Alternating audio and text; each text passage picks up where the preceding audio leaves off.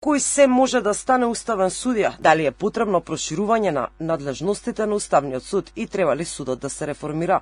На тркалезна маса во Уставниот суд представниците на институциите, правната струка и граѓанскиот сектор отворија дебата за потребата од донесување на посебен закон за работата на Уставниот суд. Председателката Гордана Силјановска-Давкова порача дека Уставниот суд одамна требало да се реформира, бидејќи овој суд е најнереформираната институција. Уставот има малку одредби за уставното судство и не е предвиден закон за Уставен суд, констатира шефицата на државата Силјановска-Давкова. Според неа, ваквата состојба им одговарала на сите политички елити од осамостојувањето на државата.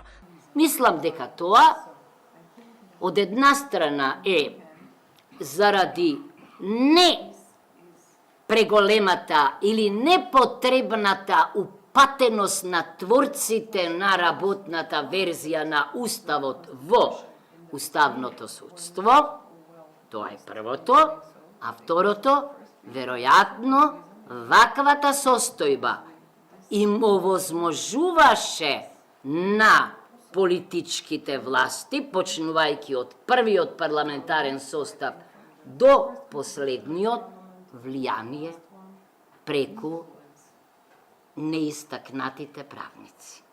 Председателот на Уставниот суд Дарко Костадиновски порача дека за ова прашање низ изминатите 30 години има две работи кои се дополнуваат. Зошто и кому му е потребен статус кво во Уставното судство и втората е дебата за изборот, кој се смее да биде уставен судија.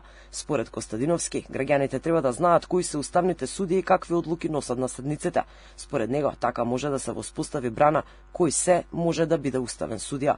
Тој зборуваше за терминот истакнат правник при критериумот за избор на член на Уставниот суд. Дециден е дека терминот може да се прецизира како и начинот на избор. Да, јас сум заложник, се залагам за закон за Уставен суд, но не било каков закон.